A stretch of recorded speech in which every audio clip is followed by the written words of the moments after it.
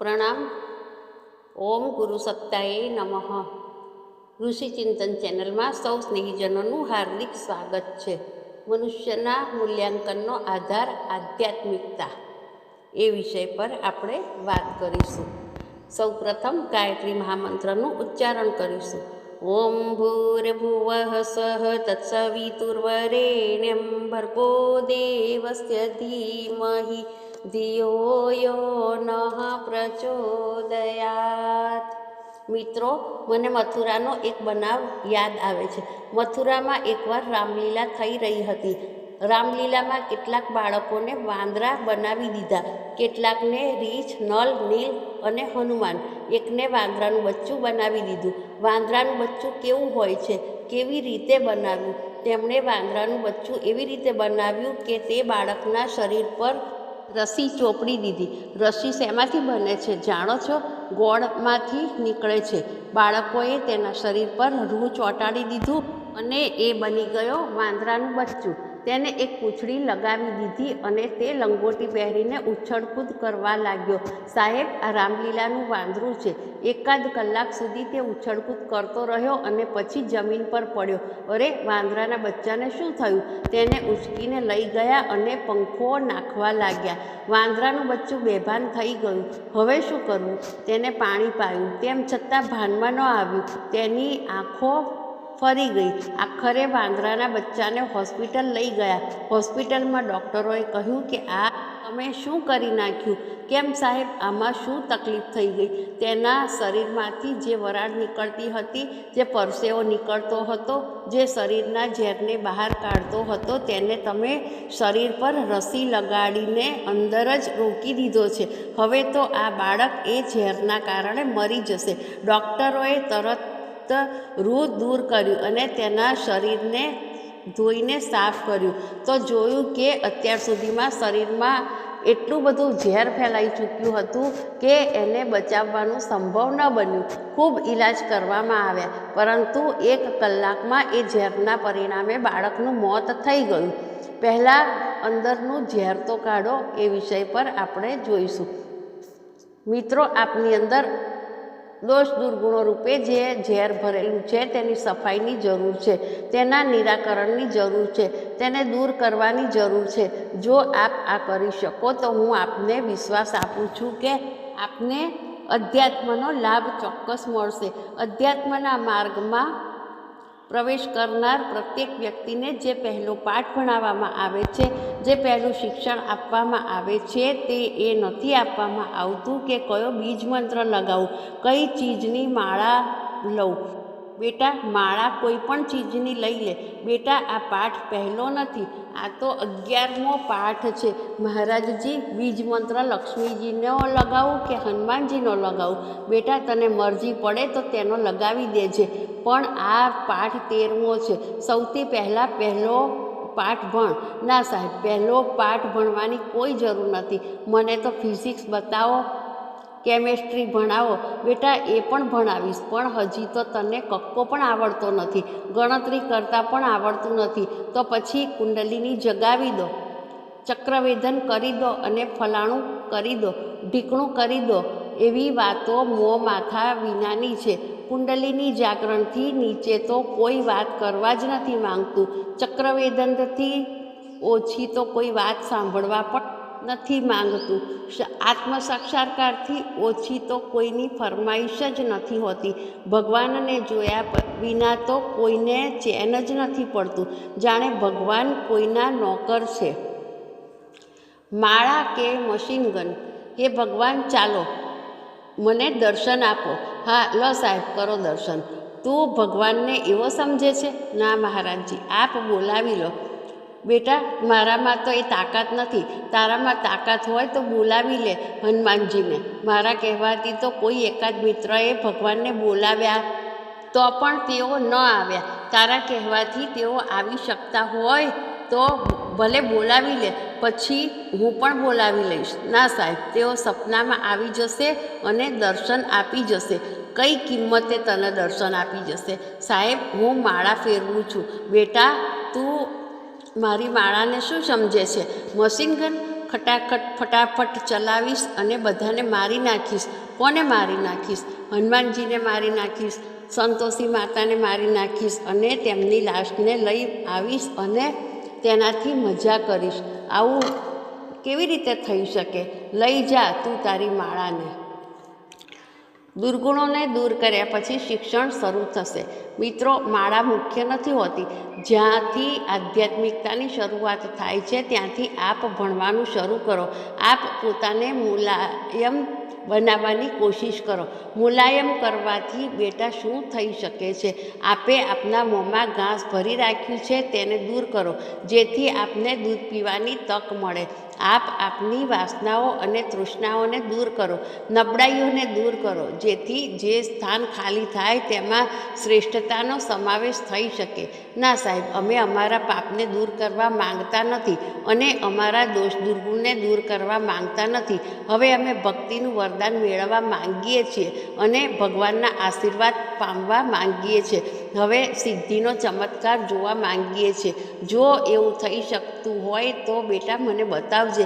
મને તો ખબર નથી. મેં તો મારી પોતાની એટલી ધોલાઈ કરી છે કે જેમ ધોબી સખતાઈથી કપડાની ધોલાઈ કરે છે.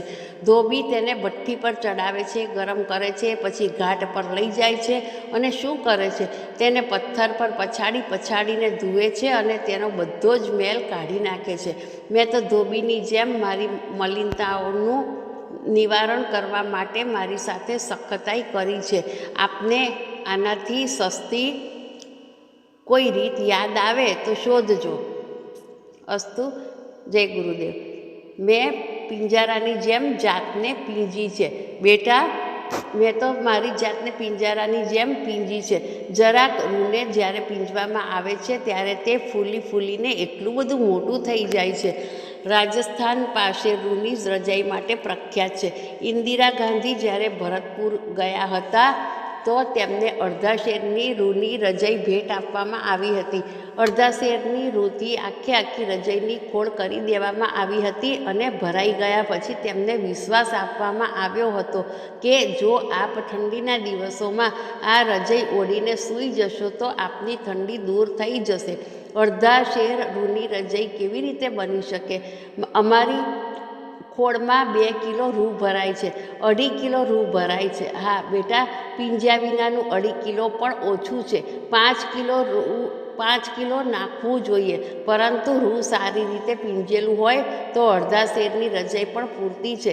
બેટા, મેં મારી જાતને પીંજી છે અને મારી જાતને ધોઈ છે. પીંજ્યા પછી મારો ફેલાવો થતો ગયો, વિસ્તાર થતો ગયો. બેટા, મારું કપડું એટલું સાફ થતું ગયું કે જાણે ટીનોપોલમાં બોળ્યું ન હોય. હું ચકાચક કપડાં પહેરીને આવું છું. હું એવો દેખાઉં છું કે જાણે કોઈ નેતા હોય, કોઈ મિનિસ્ટર હોય. હું બહુ ઊંચા કપડાં પહેરીને આવું છું. બેટા, ધોયેલી ખોળ કાઢીને આવું છું. ભાવનાત્મક સફાઈ. મિત્રો, ધોલાઈ તરફ ધ્યાન આપો. આપ ધોલાઈ તરફ ધ્યાન આપવા માંગતા નથી. આપ શરૂઆત કરવા માંગતા નથી, ભણવા માંગતા નથી. એવું કેવી રીતે ચાલી શકે? મિત્રો, આપને જે પહેલા પાઠનું શિક્ષણ આપવામાં આવ્યું તેમાં 5 ક્રિયાના હિસાબે ષટકર્મ કરીએ છીએ. તેમાં 5 ક્રિયાઓ પંચમુખી ગાયત્રીની અને 1 ક્રિયા જે પ્રખ્યાત છે તેને આપણે પૃથ્વી પૂજનના નામે ઓળખીએ છીએ.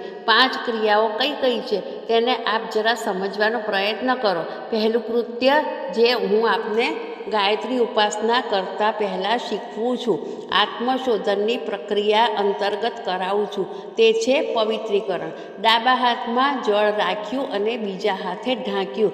ઓમ અપવિત્ર પવિત્રો વા સર્વાવસ્થાં ગતો પીવા યહ સ્મરેત પુંડરીકાક્ષમ સબાહ્યભ્યંતર શુચિ નો મંત્ર બોલ્યા.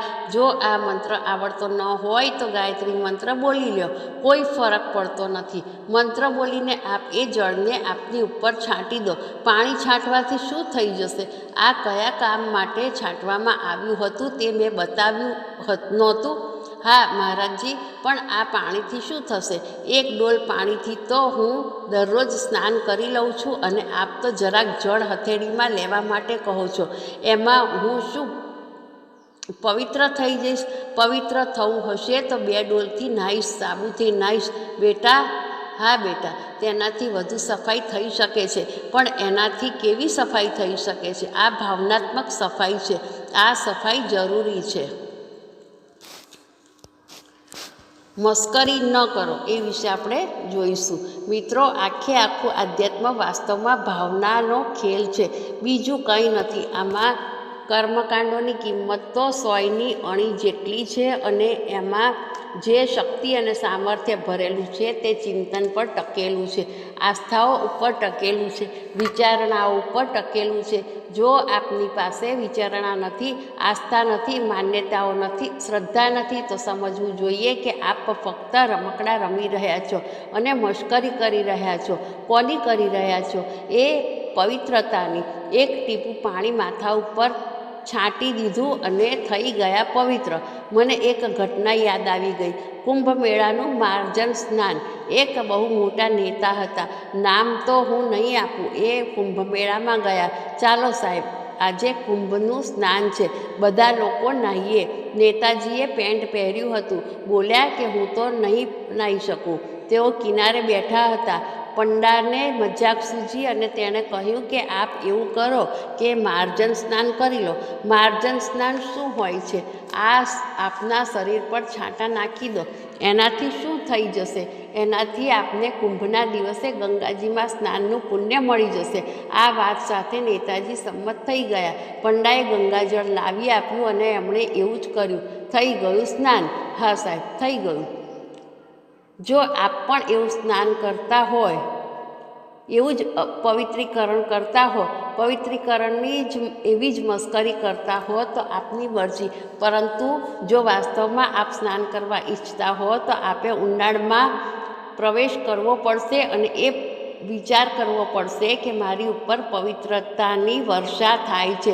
જેવી રીતે દેવતા ફૂલોની વર્ષા કરતા હતા, તેવી રીતે આ વાદળમાંથી, આ અનંત આકાશમાંથી એવી વર્ષા થઈ રહી છે. એવું વાદળ વરસી રહ્યું છે જે મને સૂક્ષ્મ અને પવિત્ર કરતું જાય છે.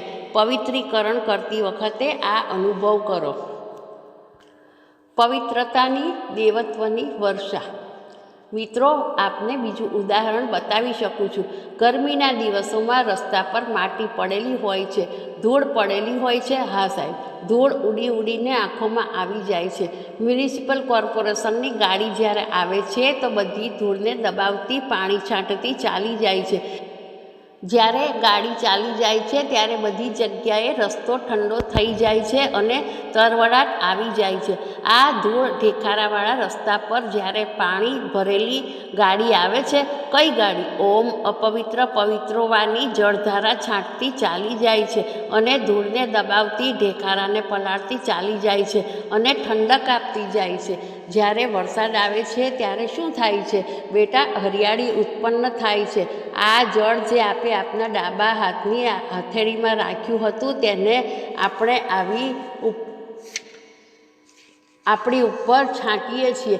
આમ કરતી વખતે ધ્યાનમગ્ન થઈ જાઓ કે અમારી ઉપર પવિત્રતાની વર્ષા થઈ રહી છે, દેવત્વની વર્ષા થઈ રહી છે, જે અમારા શારીરિક દોષો અને માનસિક પાપોને ધોઈ રહી છે. બેટા, આ જ છે ગંગા સ્નાન. બીજું શું છે? ગંગામાં પાણી છે. ગંગા અને યમુનાના પાણીમાં કોઈ ફરક નથી. અચ્છા, એમ વાત છે. તો મને કહેવા દો, હજી ગયા મહિને અખબારમાં આવ્યું હતું કે અલ્હાબાદની ત્રિવેણીનું જળ લેબોરેટરીમાં મોકલવામાં આવ્યું હતું.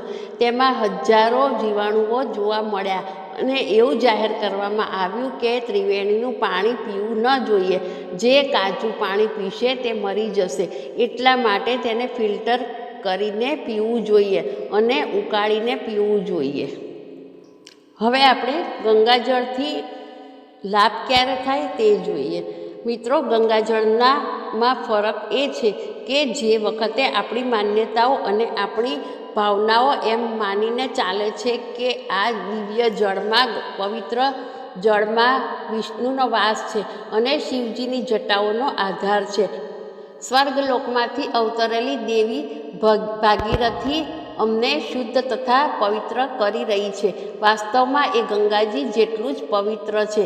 જો આપ એમ માની લો કે આપને ગંગાજીમાં માછલી પકડવાનો ઈશારો 51,000 રૂપિયામાં મળી જાય તો આપ દરરોજ ગંગાજીમાંથી કેટલી માછલી પકડશો? આજે કેટલી પકડી? આજે સાહેબ 40 મણ પકડાઈ, બીજા દિવસે 18 મણ પકડાઈ. અને શું કરો છો? સાહેબ ગંગાજળમાં સ્નાન કરતા રહીએ છીએ, ગંગાજળ પીતા રહીએ છીએ અને માછલી પકડતા રહીએ છીએ. અમે તો ગંગાજીમાં જીવીએ છીએ. સારું, તો આપને ફાયદો થઈ શકે છે? મારા ખ્યાલથી આપને ગંગાજળથી કોઈ ફાયદો થઈ શકતો નથી. તેનાથી આપને કોઈ મુક્તિ મળી શકતી નથી. ક્યારે? જ્યારે પાણીનો જ ખ્યાલ હોય ત્યારે. પરંતુ જો આપની ભાવના એ હોય કે ગંગાજીથી મુક્તિ મળશે, તો બેટા આપને એ જ લાભ મળશે જે જગન્નાથ મિશ્રને મળ્યો હતો. અસ્તુ. જય ગુરુદેવ. જગન્નાથ મિશ્રની ગંગા સાધના. સાથીઓ, જગન્નાથ મિશ્રના મનમાં આવ્યું હતું કે હું માની ગોદમાં પ્રવેશ કરતો જાઉં છું. દિવ્યતાની દેવી, માતૃત્વની દેવીની ગોદમાં હું પ્રવેશ કરતો જાઉં છું. તેઓ ગંગાલહરીના 52 શ્લોકોમાંથી એક શ્લોક બોલતા બોલતા એક ડગલું આગળ વધારતા ગંગાજીમાં ચાલ્યા ગયા અને તેમાં વહી થઈ ગયા હતા. સ્વામી રામતીર્થ પણ ટિહરીમાં ગંગાની ગોદમાં સમાઈ જવા માટે વ્યાકુળ થઈ ગયા હતા. તેમણે કિનારા પર પોતાના કપડાં મૂકી દીધા હતા અને માં, તારી ગોદમાં રહીશ અને તારી જેમ જ વહીશ, તારી જેમ જ ચાલીશ. તારો ઉદ્દેશ હિમાલયથી નીકળીને કોઈ પણ પ્રકારની ચિંતા કર્યા વિના પોતાની શુદ્ધતા અને પવિત્રતાથી અસંખ્યનો ઉત્કર્ષ કરતાં કરતાં સમુદ્રમાં સમાઈ જવાનો છે. માં, હું પણ તારી સાથે ચાલીશ. રામતીર્થજી ગંગાજીમાં વહી ગયા હતા અને જગન્નાથ મિશ્ર પણ વહી ગયા હતા. એમનું મન કેવી ભાવનાઓ સાથે ઉછળી રહ્યું હતું. તેમણે ગાયું, સમૃદ્ધમ સૌભાગ્યમ સકલ વસુધાયા કિમપી તન મહેશ્ચર્યમ લીલાજનિત જગત ખંડ પરશોઃ શ્રુતીનામ સર્વસ્વમ શ્રુતિમથ મૂર્તમ સુમનસામ સુધા સૌંદર્યમ તે સલિલમ શિવમ ન સમયતુ. આવી રીતે ગાતા ગાતા જગન્નાથ મિશ્ર ભાવવિભોર થઈને માં ગંગાજીમાં ચાલ્યા ગયા. એમનો ઉદ્ધાર થયો હશે? હા બેટા, મને વિશ્વાસ છે કે જરૂર થયો હશે. ગંગાજીના સ્નાનનું જે ફળ મળવું જોઈએ તે જરૂર મળ્યું હશે. તેમનો આત્મા શુદ્ધ અને પવિત્ર થઈ ગયો હશે. પાણીના કારણે નહીં, પરંતુ પાણીની સાથે સાથે તેમણે પોતાના હૃદયની ભાવનાઓનો જે સમાવેશ કર્યો હતો તેના કારણે ઉદ્ધાર જરૂર થયો હશે. બેટા, પાણીમાં કોઈ તાકાત નથી. ના સાહેબ, ગંગાજળમાં શક્તિ છે. ના, કોઈ શક્તિ નથી. ગંગાજળ અને જમના જળમાં શું ફરક પડે છે? પાણી બધું એક સરખું છે. શક્તિ નિષ્ઠામાં, વિશ્વાસમાં છે. જે કંઈ પણ શક્તિ કે સામર્થ્ય છે તે ક્લેવરમાં કે કર્મકાંડોમાં નથી. એ નિષ્ઠામાં છે, વિશ્વાસમાં છે, જે ફક્ત આપણા શરીરનું જ શોધન નથી કરતું, પરંતુ આપણા જીવાત્માનું પણ શોધન કરે છે. તે ફક્ત આપણા કર્મોનું જ શોધન નથી કરતું, પરંતુ આપણા વિચારોનું પણ શોધન કરે છે. પછી હું આપને એમ કહી શકું છું કે કળશમાં બધા જ દેવતાઓનું આપણે જે આવાહન કરીએ છીએ તેઓ આવે છે. કલશસ્ય મુખે વિષ્ણુઃ કંઠે રુદ્ર સમાશ્રિતા. અર્થાત કળશમાં બ્રહ્માજી બેઠા છે, રુદ્રજી બેઠા છે, ગણેશજી બેઠા છે. બધા દેવતા આ પાણીમાં ફરી રહ્યા છે. તેનાથી આપ નહાઓ તો આપને ચોક્કસ ફળ મળશે. ના સાહેબ, કળશનું પાણી બહુ કિંમતી છે. ના બેટા, કોઈ કિંમતી નથી. જેવું બીજું પાણી છે એવું જ કળશનું પાણી છે. આ બધો ભાવનાઓનો ખેલ છે. આપ સમજતા કેમ નથી? ના સાહેબ, કર્મકાંડનો ખેલ છે. ના બેટા, કર્મકાંડનો ખેલ નથી. આ ભાવનાઓનો ખેલ છે. ભાવનાઓની સાથે સાથે જો આપે પવિત્રીકરણ કર્યું હોય કે આનાથી અમારું વ્યક્તિત્વ અને અમારી આસ્થાઓ શુદ્ધ અને પવિત્ર બની રહી છે, તો હું આપને કહી શકું છું કે આપે ગાયત્રી ઉપાસનાનું પહેલું કૃત્ય, આત્મશોધનનું પહેલું ચરણ પૂરું કરી દીધું છે અને આપ આપનો ઉદ્દેશ જાણી ગયા છો. હવે જોઈએ અંતરજગતનું સ્નાન છે આચમન. આચમન વિશે આપણે જોઈશું. બીજો ઉપદેશ કયો છે? આચમન છે. કેટલા આચમન કરવા પડે? 3 આચમન કરવા પડે છે. ઓમ અમૃતોપસ્તરણમસી સ્વાહા, ઓમ અમૃતાપિધાનમસી સ્વાહા, ઓમ સત્યમ યશઃ શ્રીર્મયી શ્રી સયતામ સ્વાહા. 3 વાર આચમનથી ત્રણેય શરીરોને સ્નાન કરાવવું પડે છે. એકને સ્નાન કરાવવાથી કામ ચાલતું નથી. ગાયત્રીના જપ કરતાં પહેલાં આપણે સ્નાન કરવું જોઈએ. આપ બીમાર હો અને સ્નાન ન કર્યું હોય તો આપ એવું કરી લ્યો કે ભીનો ટુવાલ લઈને આપ આપનું શરીર લૂછી શકો છો. ધર્મના પ્રત્યેક કર્મકાંડમાં સ્નાન આવશ્યક છે. ખાસ કરીને ગાયત્રી અનુષ્ઠાનમાં સ્નાન કરીને બેસો. સ્નાન વગર ભૂલ માનવામાં આવશે. આપણે કોનું સ્નાન કરાવીએ છીએ? 3નું સ્નાન કરાવીએ છીએ, જે આપણી અંદર નિવાસ કરે છે. કોણ કોણ નિવાસ કરે છે? શરીર નહીં, ચામડી નહીં. ચામડીને તો આપ સ્નાન કરાવી દો છો, એનાથી કોઈ કામ બનવાનું નથી. ચામડીને સ્નાન કરાવી દીધું, નાહી લીધું. ના બેટા, આ નાહવાનું પૂરતું નથી. આનાથી આધ્યાત્મિકતાની આવશ્યકતા પૂરી થઈ નથી. બેટા, તે પેટમાં સ્નાન કરી લીધું? ના મહારાજજી, પેટમાં તો મળ ભરેલો છે, પેશાબ ભરેલો છે. સારું, તો તું એમને કાઢી શકતો નથી, પણ એ બતાવી દે કે જે રામ નામનું ગાન કરીશ, ગાયત્રી મંત્ર બોલીશ, તે શેનાથી બોલીશ? સાહેબ, જીભથી બોલીશ. જીભ શેની છે? ચામડીની. સારું, એમાં માંસ તો નથી? હા પંડિતજી, માંસ તો છે જ. તો આ જીભને કાપી નાખ ને પછી પ્લાસ્ટિકની જીભ લગાવી દે. હા બેટા, ગંદી જીભથી શું ભજન થઈ શકે છે? એને સ્નાન કરાવ. કોગળા કરાવી લઉં? હા બેટા, કોગળા કરી લે. એનાથી એમાં જેટલું માંસ છે, ચામડું છે, તે બધું નીકળીને અલગ થઈ જશે અને એકલી જીભ રહી જશે. મહારાજજી, એવું કેવી રીતે થઈ શકે? આ જીભ તો ચામડાની જ રહેશે. બેટા, તો પછી એક કામ કર. તારા મોંમાં આ જે સફેદ ભાગ દેખાઈ રહ્યો છે એ શું છે? એ હાડકાં છે. અરે રામ રામ, હાડકામાંથી ગાયત્રી મંત્ર? અરે બેટા, એ તો રુદ્રાક્ષથી જપવામાં આવે છે, હાડકાથી નહીં. એમને ઉખાડી નાખ. ડૉક્ટર પાસે જજે અને એમ કહેજે કે સાહેબ, મારા દાંત ઉખાડી દો. પછી શું કહું? પછી કહેજે કે સાહેબ, આની જગ્યાએ પ્લાસ્ટિકના દાંત લગાવી દો.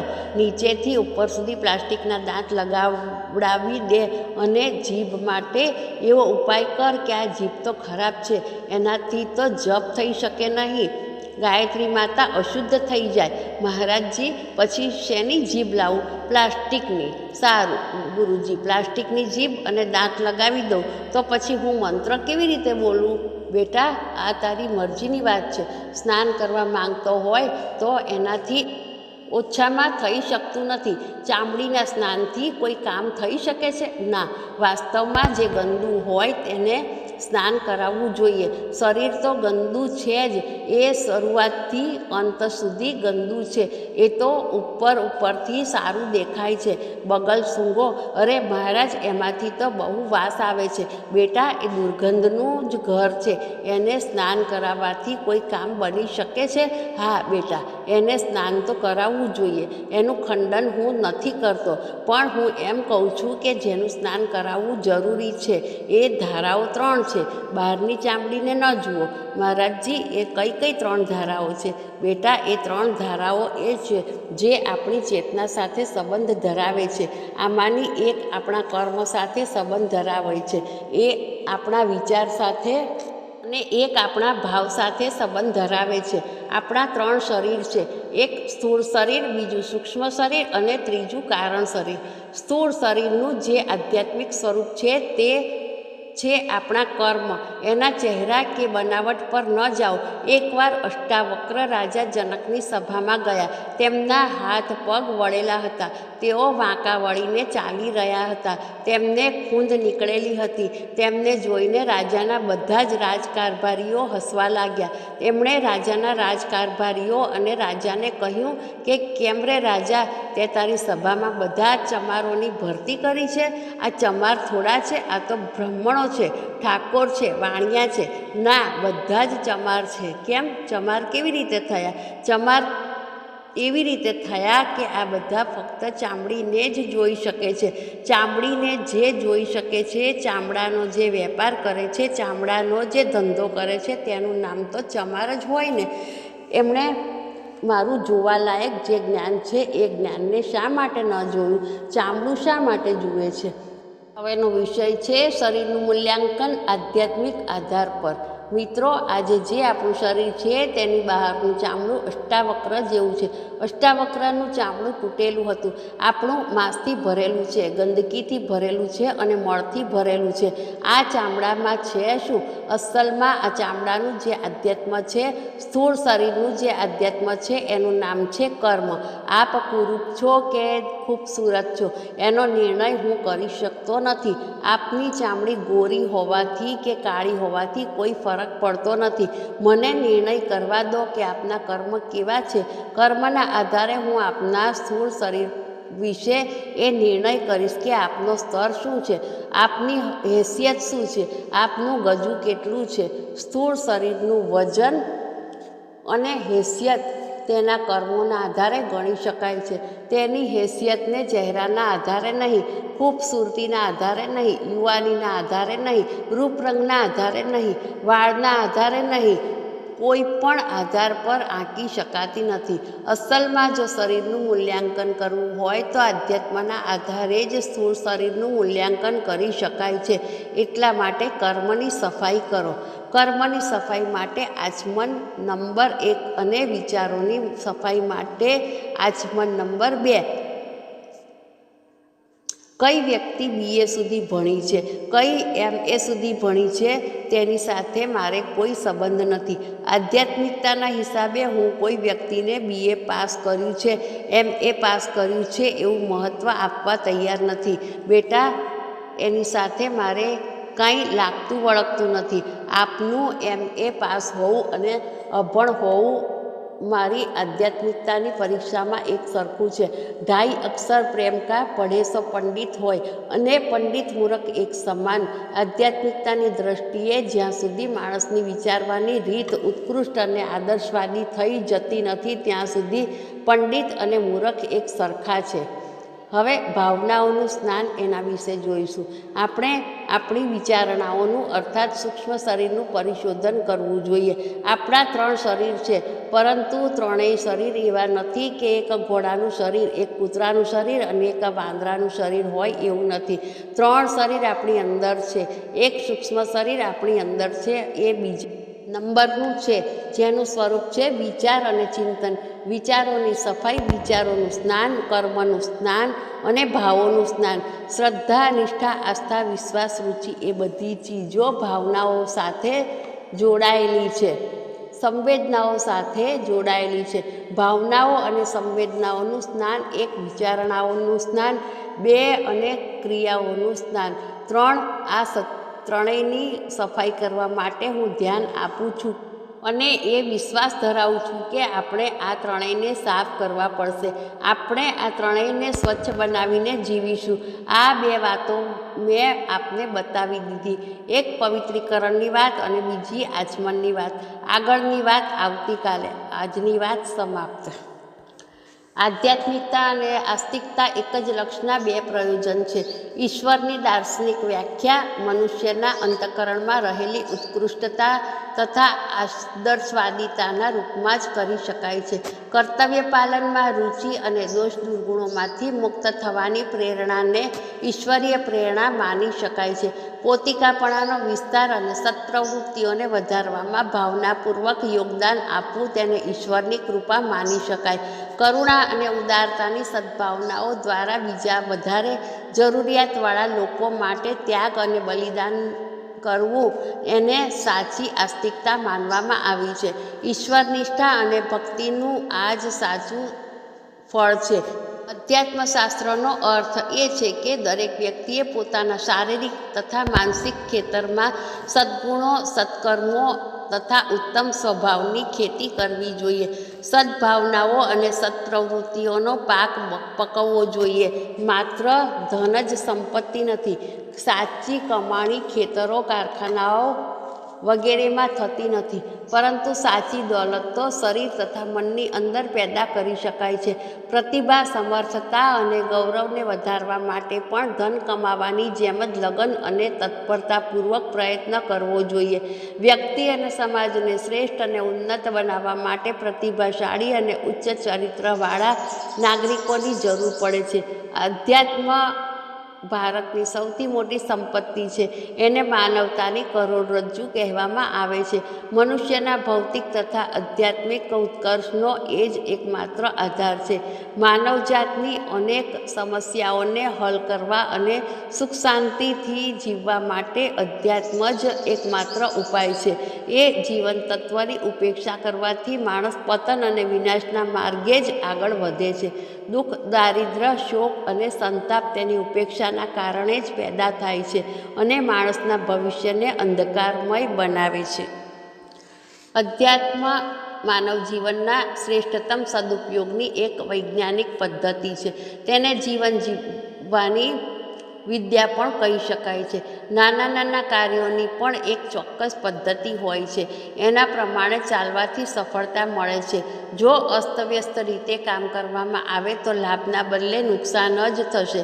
માનવ જીવન ભગવાનનું સૌથી શ્રેષ્ઠ વરદાન છે. ભગવાનની પાસે જે કંઈ શ્રેષ્ઠ વિભૂતિઓ છે તે બધી તેમણે મનુષ્યના શરીરમાં બીજ રૂપે ભરી દીધી છે. આવા અમૂલ્ય યંત્રનો જો સદુપયોગ ન કરવામાં આવે તો તેને એક દુર્ભાગ્ય જ માનવું જોઈએ. માનવ જીવન અત્યંત મહત્વપૂર્ણ અને મૂલ્યવાન છે. તેનું વિજ્ઞાન અને વિધાન જાણ્યા વગર માનવ જીવનનો સાચો આનંદ કે શ્રેય મળતા નથી. આધ્યાત્મક શાસ્ત્રોમાં તો પોતાના લાભ અને સુખની ઈચ્છાને બિલકુલ સ્થાન આપવામાં આવ્યું નથી. ભલે પછી તે લૌકિક હોય, અલૌકિક હોય કે પારલૌકિક. તેમાં તો સંકીર્ણતામાંથી મહાનતા તરફ અને સીમિતમાંથી અસીમ તરફ ગતિ હોય છે. ઋષિ કહે છે, મને રાજ્યની, સ્વર્ગની કે મોક્ષની કામના નથી. મને જો કોઈ ઈચ્છા હોય તો તે દુઃખી લોકોની સેવા કરવાની તથા તેમના દુઃખ દર્દ દૂર કરવાની જ ઈચ્છા છે. આપણું આધ્યાત્મ શાસ્ત્ર કેટલું મહાન હતું કે જે સ્વર્ગ, મોક્ષ કે રાજ્યની સંપત્તિને ઠેવકર મારતું હતું.